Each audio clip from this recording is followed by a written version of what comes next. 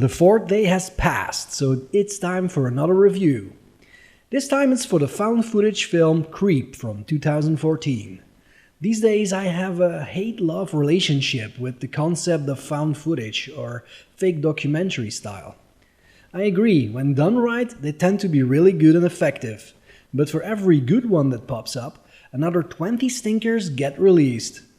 The horror genre is so cluttered with these kind of films that nowadays it's a relief when a traditionally filmed horror movie pops up. I get it, business-wise they are made on the cheap and make a huge profit margin in the box office and home video market. Look at the found footage Wikipedia link alone.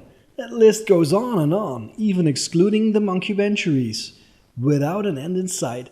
Don't get me wrong, some of them I consider to be classics, but they are few and too far between, so I mostly ignore them until enough reviews claim them to be worthwhile. Which brings me to Creep, a film quite highly regarded by reviewers and the horror community, so I had to see it for myself. But quite frankly, it didn't quite cut it for me, and here is why. It is basically the handheld version of The Cable Guy.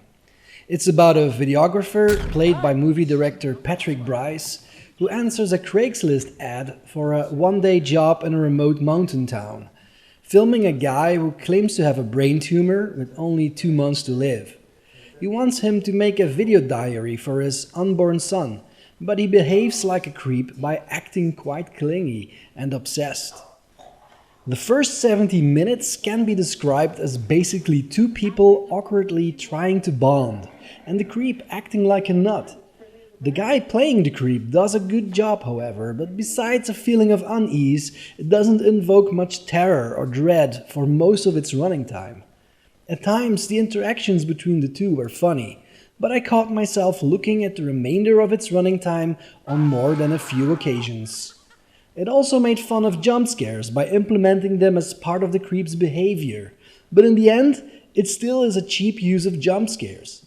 At that point, I was planning to do a borderline negative review, but when the movie eventually does take a darker turn, it's only for a brief time.